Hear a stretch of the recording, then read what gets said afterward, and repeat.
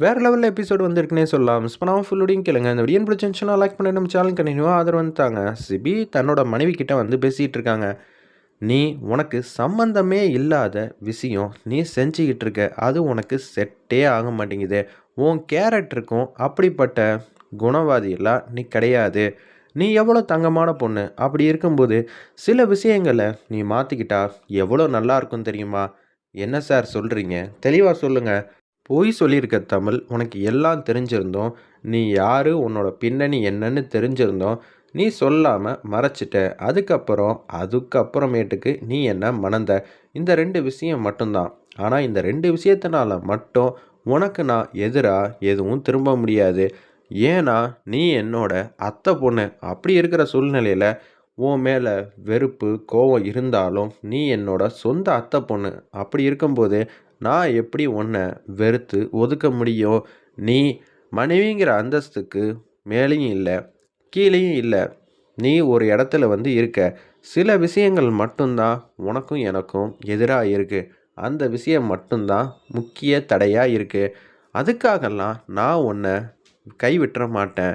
நீ என்னோட அத்தை பொண்ணுடி அப்படின்னு சிபி வந்து ரொமான்டிக்காக வந்து பேச ஆரம்பிச்சிட்டாங்க. சார், அப்போனா நீங்கள் எல்லாத்தையும் மறந்துட்டு என்ன காதலிக்க ஆரம்பிச்சிட்டிங்களா? என்னை ஏற்றுக்க போகிறீங்களா? அப்படின்னு சொல்லும்போது, சும்மா நீ ஏன் வந்து கற்பனை வந்து பண்ணிக்காத. அது சரி வராது. என்ன சார், ரொம்ப ஆர்வமாக வந்து பேசிட்டு கடைசியில் ஒன்றும் இல்லைங்கிற மாதிரி எப்போதும் போல் வந்து பேசுகிறீங்களே. சரி சார், கூடிய சீக்கிரம் இந்த 2 விஷயம் தானே என்ன உங்களை பிரிக்கிறதுக்கு தடையாக இருக்குது. இது 2மே சும்மா பொய்ன்னு நிரூபிக்கிற அளவுக்கு உங்களை நான் மாற்ற போகிறேன். காதல் வந்ததுக்கப்புறமேட்டுக்கு இந்த உலகத்தில் எவ்வளோ பெரிய தடை வந்தாலும் அது ஒரு சின்ன கல் போல தான் தெரியும்னு சொல்லுவாங்க. அது மாதிரி தான் இந்த 2 விஷயமும் உங்கள் மனசுலேருந்து தூக்கி போட்டுட்டு காதல் வந்ததுக்கப்புறம் யார் என்ன பிரச்சனையாக இருந்தால் என்ன அப்படின்னு உங்களை நான் பேச வைக்கிறேன். தமிழ் தான் என்னோட உலகம்னு சொல்ல வைக்கிறேன். சிபி சார், நீங்கள் ரொம்ப பேசிக்காகவே நல்லவங்க. அது உங்களுக்கு தெரிய மாட்டேங்குது. அதனால தான் இப்போ நீங்கள் கொஞ்சம் கொஞ்சமாக வந்து என் பக்கம் சாஞ்சிக்கிட்டு இருக்கீங்க. அது தெரியுதா? சும்மானு இருக்கியான்னு தமிழ்கிட்ட வந்து சத்தம் போடுறாங்க. இப்படியெல்லாம் பேசிட்டா என் மேலே வச்சிருக்கிற அன்பு பாசம்லாம் இல்லைன்னு ஆயிடுமா? அப்படியெல்லாம் இல்லை. நீங்கள் மறைச்சிக்கிட்டு இருக்கீங்க. அந்த திரையை கூடிய சீக்கிரம் நான் உங்ககிட்டேருந்து எடுக்கிறேன். இன்னும் 1 மாதத்துக்குள்ளே எல்லாத்தையும் நான் மாற்றி காட்டுறேன். தமிழ் தமிழ் தான்னு சொல்ல வைக்கிறேன் அப்படின்னு அந்த இடத்துல வந்து திங்க் பண்ணிகிட்டு இருக்காங்க. இதை டேரெக்டாக வந்து சொல்கிறாங்க நம்ம தமிழ். இதை கேட்ட உடனே சிரிக்கிறாங்க. அப்படியா?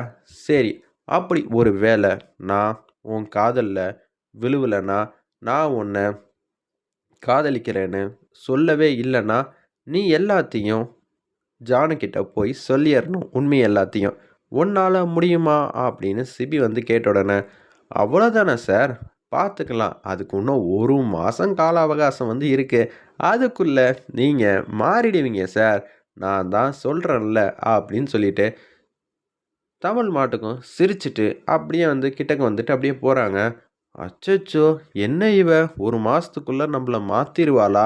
ஆனால் பழையபடி நான் இல்லைங்கிறது மட்டும் எனக்கு நல்லாவே வந்து உணர்றேன்.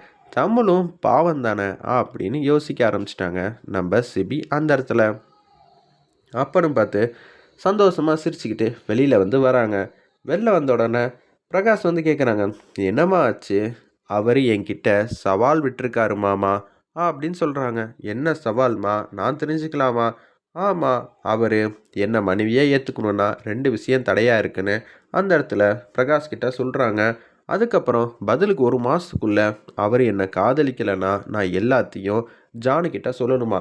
என்னம்மா அது வில்லங்கத்தை ஏற்படுத்துகிற மாதிரி இருக்கே, அதெல்லாம் எதுவும் வேணாமா? பார்த்துக்கலாமா? எங்கே போயிட போகிறான்? அவனோட மனசு கொஞ்சம் கொஞ்சமாக மாறிக்கிட்டு இருக்குல்ல. இல்லை மாமா, இது மாதிரி அதிரடியாக ஏதாவது ஒன்று பண்ணாதான் ஏதாவது ஒன்று நடக்கும். பார்க்கலாம் என்ன நடக்குதுங்கிற விஷயம்லாம் அப்படின்னு பாட்டு பாடிக்கிட்டே வந்து போகிறாங்க. தமிழ், உன்னோட கான்ஃபிடென்ட்டெல்லாம் யாருக்குமே வந்து வராது. நிச்சயம் மாற்றிடுவேன் தான் நான் நினைக்கிறேன்னு பிரகாஷும் அவங்கவுங்க வேலையை வந்து பார்க்குறதுக்காக வந்து போகிறாங்க அந்த இடத்துல. அப்போன்னு பார்த்து சிபி வந்து திங்க் பண்ணிகிட்டே இருக்காங்க. அப்போன்னு பார்த்து தமிழுக்கு ஒரு ஐடியா வந்து தோணுது. திருப்பியும் சிபி ரூம்குள்ளே வந்து வராங்க. என்ன தமிழ், விட்ட சபால வாபஸ் வாங்க போறியா? அதெல்லாம் ஒன்றும் இல்லை, அதை கன்ஃபார்ம் பண்ணிட்டு போகலான்னு தான் வந்திருக்கேன். சரி, அதுக்கு ஏற்ற மாதிரி நான் சொல்கிறத இப்போ செய்கிறீங்களா? என்ன செய்யணும் சொல்லு அப்படின்னு சொல்லும்போது, நான் இப்போ 1/2 மணி நேரத்துக்கு உங்கள் முன்னாடியே நிற்க மாட்டேன். நீங்கள் என்னை நினைக்காம இருக்க முடியுமா அப்படின்னு அந்த இடத்துல வந்து சொல்கிறாங்க. நிச்சயம் முடியுமா? உங்களால் முடியவே முடியாது. ஆனால் உண்மையை சொல்லணும் சிபி சார், பொய் சொல்லக்கூடாது. அப்படி நீங்கள் பொய் சொன்னீங்கன்னா நான் கண்டுபிடிச்சிருவேன். என்னது கண்டுபிடிச்சிருவியா? அதெல்லாம் உன்னால் முடியாதுன்னு மனசில் வந்து நினைக்கிறாங்க. கரெக்டாக தமிழ் வந்து சொல்கிறாப்புல, உன்னால் முடியாதுன்னு தானே நினச்சிங்க. அட பாவி, எப்படி இது எல்லாத்தையும் கண்டுபிடிக்கிறா? எப்படி இது எல்லாத்தையும் கண்டுபிடிக்கிறான்னு தானே இப்போ நினச்சிங்க. உன்கிட்ட கொஞ்சம் ஜாக்கிரதையாக தான் இருக்கணும்னு சிபி மனசில் நினைக்கிறது எல்லா விஷயத்தையும் டான் வந்து சொல்கிறாங்க. சரிம்மா, போட்டிக்கு நான் ரெடி அப்படின்னு சிபி மாட்டுக்கும் உட்காந்துக்கிட்டு இருக்காங்க. 1/2 மணி நேரம் எதை வந்து யோசிக்க போகிறோம் தமிழை வந்து நினைக்காம இருக்கிறதுக்கு. அச்சச்சோ, ஒரு வார்த்தை சொல்லிட்டு போயிட்டா, இப்போ தமிழை தவிர என் எண்ணத்தில் வேறு யாருமே இருக்க மாட்டேங்கிறாங்களே, ரொம்ப கஷ்டம்தான் போல இருக்குது. அப்படி நான் உங்கள் மனசுலேயே தான் இருந்தேன்னா நிச்சயம் நீங்கள் என்ன லவ் பண்ண ஆரம்பிச்சிட்டீங்க. அதுதான் சார் உண்மை அப்படின்னு சொல்லிட்டு போகிறாங்க. இது என்னது வில்லங்கமாக இருக்கும் போல இருக்கே. அவ கொடுத்த 1 மாதத்துக்குள்ளேயே இது எல்லாத்தையும் கொண்டு வந்துருவாளோ தெரியலன்னு சொல்கிறப்ப அவங்க மாட்டுக்கும் புக்கு படிச்சிட்டு இருக்காங்க. கேடி வந்து வராங்க. என்னடா, என்ன புக்கு படிக்கிற அப்படின்னு சொல்லும்போது, ஓ தமிழ் புக்கா, சரி சரி, சூப்பர் சூப்பர், என்ன கதைடா இருக்கு, காதல் கதையா? இந்த புக்குக்கு பதிலாக இந்த இது படுறா, ரொம்ப சுவாரஸ்யமாக இருக்குன்னு சொன்னோன்னே, தமிழ் பேர்லேயே புக்கிலேருந்து எல்லாமே வந்து இருக்குது. இதை பார்த்த உடனே சும்மானு இருக்கியாடா, போடா முதல்ல இங்கேருந்து, எதுவாக இருந்தாலும் அப்புறம் பேசிக்கலான்னு சொல்லிட்டு போகிறாங்க. பக்கத்தில் உட்காந்துட்டு தமிழ்னு சொல்லிக்கிட்டே இருக்காங்க. உடனே சிபிக்கும் புக்கை படிக்கும் போதெல்லாம் அந்த கதாபாத்திரம் நம்ம தமிழும் சிபியாவும் தான் அவங்க மனசுக்கு ஃபுல் அண்ட் ஃபுல் வந்து தோணிக்கிட்டே இருக்குது. 1/2 மணி நேரம் முடிஞ்சிருச்சு. சிபி இந்த பக்கம் உட்காடுறாங்க, அந்த பக்கம் உட்காடுறாங்க.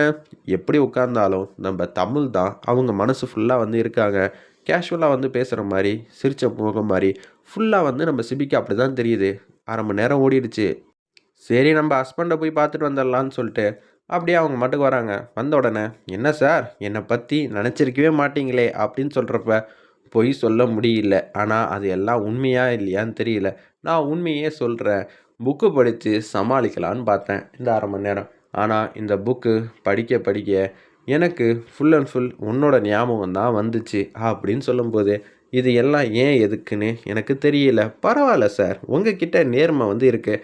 நான் என்ன பொய் சொல்லுவேனா? அதெல்லாம் சொல்ல மாட்டேம்மா. நீ தான் இங்கே பொய் சொல்லிக்கிட்டு இருக்க அப்படின்னு சொல்லும்போது, சரி சார், இந்த விஷயத்தில் நீங்கள் எப்படி உண்மையாக வந்து இருந்தீங்களோ அதே மாதிரி நானும் வந்து உண்மையாக தான் சார் இருப்பேன். நீங்கள் எதுக்கும் கவலைப்படாதீங்க அப்படின்னு சொல்கிறாங்க. உங்கள் மனசு கொஞ்சம் கொஞ்சமாக வந்து என் பக்கம் வரதான் போகுது. அதுக்கு ஒரு முன்னோட்டம் தான் இது எல்லாம் அப்படின்னு சொல்லிட்டு நான் தான் ஜெயித்தேன். என்ன இவ இது மாதிரி சிம்பிளாக வந்து கைப்பற்றிடுவாளோ நம்ம மனசை அப்படின்னு சிபி வந்து யோசிக்கிற மாதிரி காட்டுறாங்க. ரொம்ப சுவாரஸ்யமாக எக்ஸ்ட்ரானரியாக வந்து கொண்டு போகிறாங்க. வெயிட் பண்ணி பார்ப்போம்.